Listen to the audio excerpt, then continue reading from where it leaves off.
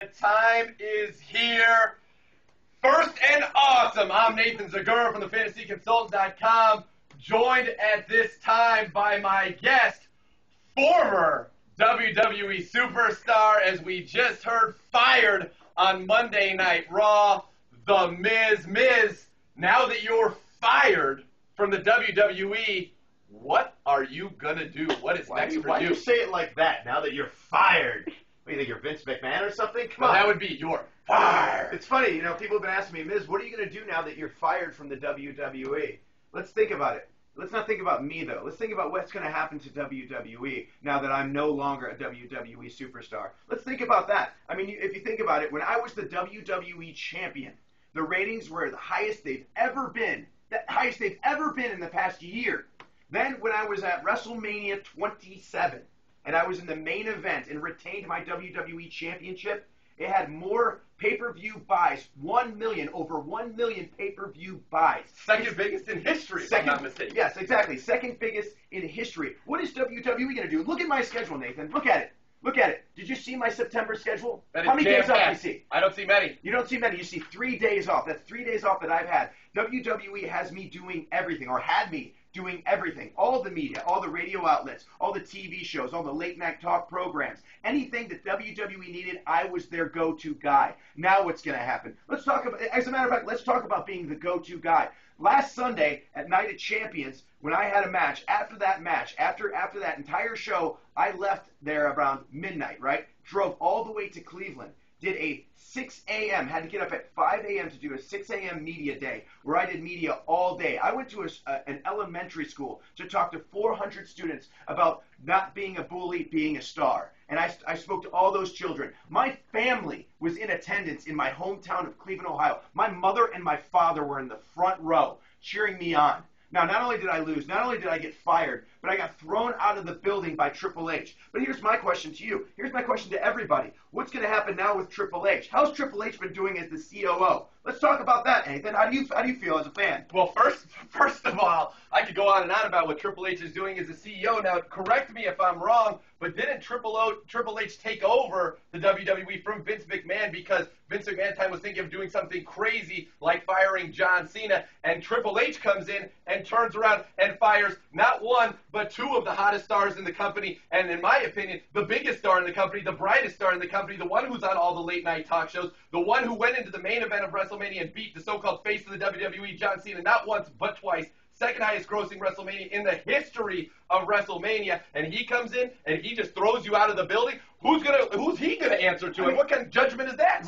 Exactly. What kind of judgment has he been doing this entire time since he's been COO? Since he's been COO, there's been two WWE champions at the same time, CM Punk and John Cena. Then Roberto Del Rio comes in and cashes money in the bank. Nothing has been good since WWE has had Triple H as the COO. As in, it's been chaos, it's been mayhem. Now he throws the two biggest and brightest stars out on a limb. And then let's talk about why we were thrown out. We came back and we apologized. We were sincere. We said we are sorry that we beat up a referee.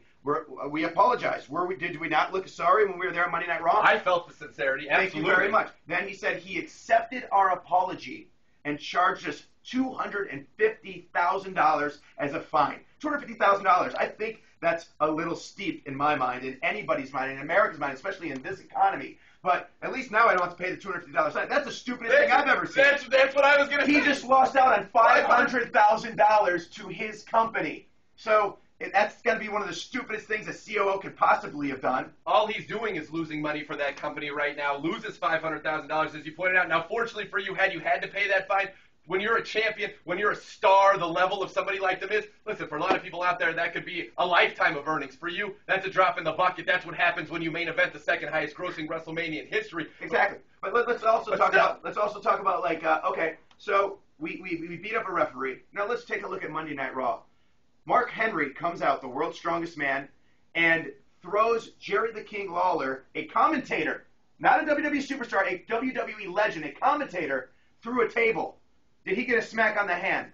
Did he get a fine? So we're basically saying our referees are more important than a WWE legend. Not to mention that I apologized. I said sorry. You did apologize, and the referee was acting out of control in that match at Night Champions, making error after error against you guys. At some point, somebody has to step in and be the voice of reason. You guys tried to do that. Now you're punished. Well, I'll tell you what. People are upset about it. I know I'm upset about it. I think that everybody listening right now certainly would be upset about it. Triple H thinks he can just go around and do whatever he wants, even though he says he's doing it in the interest of the business and what's best for the company. Clearly, anybody who fires the biggest star in the company is not doing what's best for business. Sounds like to me it could be something personal and something that should be looked into.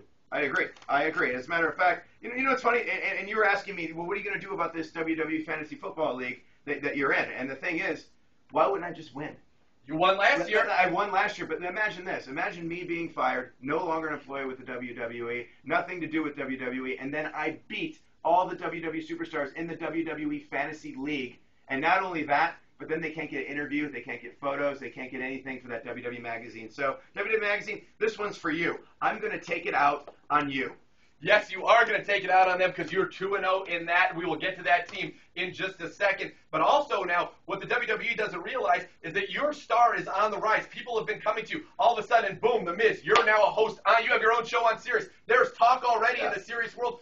Why Howard Stern has his own channel? Chris Mad Dog Russo has his own channel. Why not the Miz channel? I agree. Why not we have a Sirius XM Miz channel? Why not? I think it would be the best channel on this program. But here's the thing, though. Now that my schedule has opened up, I've been receiving meetings after meetings. My manager was like, "Oh my God, you're available now." Thank God, because I've had to turn down so many movie offers, so many hosting offers, so many TV offers because your schedule is so jam-packed with WWE stuff. Now that it's clear, you are wide open for pilot season. I know USA is going to definitely want to put you on and on all their shows because anytime a WWE superstar, or even a former WWE superstar, is on one of those shows, the ratings are skyrocketed. Look at Edge. Edge is no longer a WWE superstar, but he's on Haven, and every time he's on Haven on Sci-Fi, the ratings goes through the roof. So you don't think USA execs are looking at that going, "Oh my God, we can put this guy as a regular on one of our top shows on Sci-Fi." You don't think the heads are going, "Okay, we got to scramble, we got to figure out something to do for the Miz." They want me to host, they want me to do everything, so I'm ready for it. Game on, let's do it. I promote more than anybody.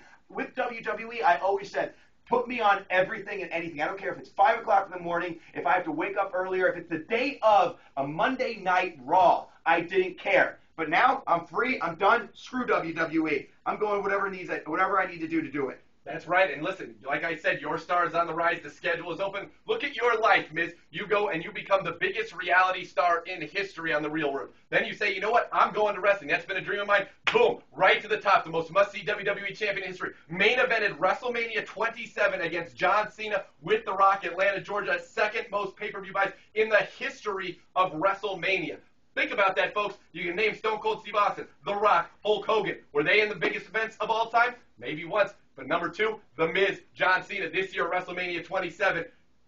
The world is your oyster. Serious now. They're falling over. People are so excited. You're a part of First and Awesome every Wednesday, 6 to 7 p.m. here on Sirius XM Fantasy Sports Radio. And I'll tell you what, that's the tip of the iceberg for you. And I am excited to be able to be a part of this because I'll tell you what, brother, you're going places, and I don't mind riding those coattails. Game on.